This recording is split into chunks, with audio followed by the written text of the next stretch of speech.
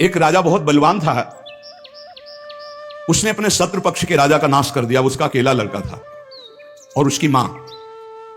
अब हर समय शत्रु पक्ष का राजा इस चाल में रहता था कि उस बालक को मार दें तो निष्कंटक अधिकार। और उसकी मां बड़ी भागवत थी, रात दिन भजन करती, भगवान से प्रार्थना करती कि भगवान मेरे बालक की रक्षा करना। और भगवान के जो सिद्ध संत होते हैं भगवत स्वरूप होते हैं। उन्होंने विचार किया,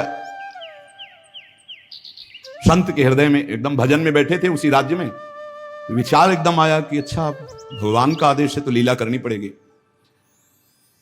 और लीला का उस समय इंतजार करने लगे। तो जो राजा बलवान था, जिसने शत्रु पक्ष के राजा को मारकर उसके लड़के को मारने को ठाना था, उसकी राजकुमारी थी, उसके स्वयंवर की रचना की जब बात आई, कमंडल उठाया, लंगोटी कस के बांधी कमर में, पहुंच गए दरबार में।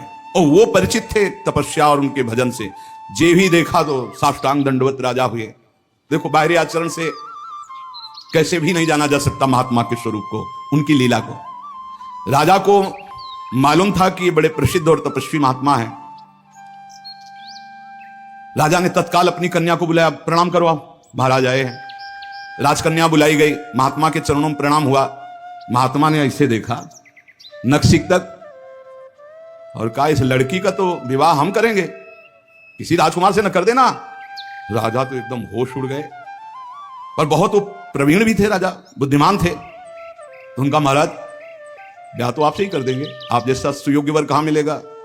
80 वर्ष की अवस्था, शरीर में झुर्रियां पड़ रही, दूल्हा की पोशाक मात्र में लंगोटी, धन संपत्ति मात्र में लौकी का कमंडल, आप जैसा दूल्हा कहां मिलेगा। कुछ शर्त हैं, उनका आप पालन कर दो। गए अपने तिजोरी से इतने बड़े बड़े मोती 2 लाए। बोले ये हमारे पूर्वजों के द्वारा एकत्रित किए हुए 2 मोती हैं, 108 मोती ले आओ। पहली शर्त, राजकुमारी का ब्याह आपके साथ। देख रहे थे, हालत देख रहे थे। महात्मा ने कहा हाँ हाँ 108 क्या होते, ले आएंगे। बोले मोती देख लो। बोले लाओ, जब साथ रहेंगे तो उसी नाप के ले आएंगे। राजा ने सोचा इनको, और बोले महाराज लगन के पहले, क्योंकि लगन निकल गई तो फिर बात कैसे बनेगी, तुम चिंता मत, तुम्हारे कुल की प्रथा पूरी करूंगा और कन्या से विवाह करूंगा। पर एक बात ध्यान रखना, अगर विलंब हो जाए तो किसी के साथ पाणी ग्रहण नहीं कर देना, नहीं तो जो आ गया। दूसरे से ब्याह की सोचना भी मत। अब राजा ने कहा जैसे आ गया।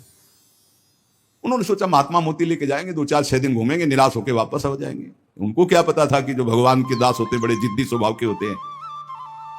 अब वो ऊंचे दर्जे के सिद्ध महात्मा हाथ में मोती लिए हुए पहुंचे। विचार किया कि यार मोती किससे मांगू, किससे खोजूं, कहां जाऊं। तो उनका समुद्र को रत्न गर्भा कहा गया, समस्त रत्न है, रत्नाकर है, सब रत्न उसमें विराजमान।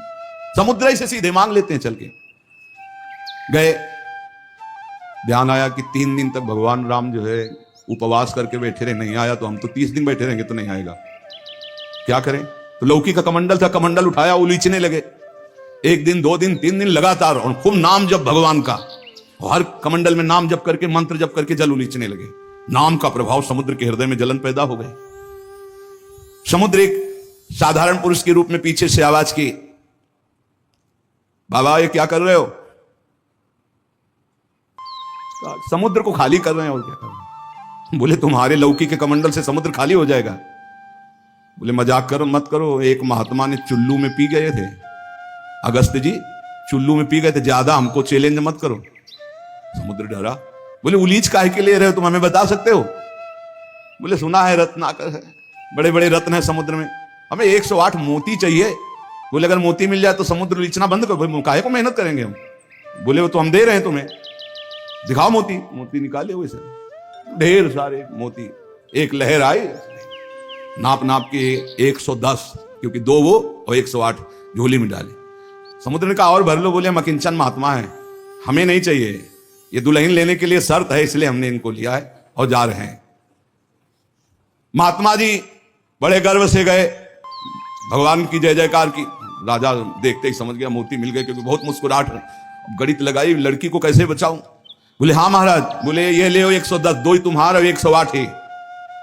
बोले महाराज जी आपसे कहा था कि कुछ शर्तें हैं, एक तो पूरी हो गई। दूसरी एक है कि हमारे शत्रु पक्ष के राजा का वध तो मैंने कर दिया, उसका एक लड़का है, उसकी खोपड़ी तुम हमें ले आओ। महात्मा जी ने विचार किया कि सारा खेल भगवान के इशारे से तो उसी की रक्षा के लिए हो रहा है। भगवान ज्ञान समुद्र हैं, बोले अवश्य उसकी खोपड़ी लाके देता हूं अभी। उसका जो कुमार है उसको हर समय मंदिर में बैठाल करके खूब कीर्तन भजन करवाती उसकी मां, क्योंकि उसको पता था भगवान ही समस्त मंगलों का विधान करने वाले हैं। अब महात्मा जी उसके राज्य में गए, जे ही राजमाता ने देखा दरबार में संत आए, प्रणाम किया, महल में ले गई, बढ़िया उनको भोग पवाया और कहा प्रभु आज्ञा कीजिए, कैसे आगमन हुआ, स्वाभाविक दर्शन या कोई आदेश पालन? आदेश पालन नहीं, तुम्हारे लड़के की खोपड़ी ले जानी, तुम्हारे जो दुश्मन राजा है उसने मंगाया है। सहम गई। उनका महाराज मैं तो मां हूं, मैं तो काट नहीं सकती, आप साधु हो, आप काट के ले जाओ, ये लड़का मैंने आपको दिया। कहा जब दिया तो काट के ले जाने की क्या जरूरत है, पूरा ले जाएंगे हम, काट के ले जाने की जरूरत क्या है? बोले महाराज पूरा राज्यभार आगामी राजा यही है, और आज तक मैंने भगवान की आराधना की अपने पुत्र की रक्षा के लिए।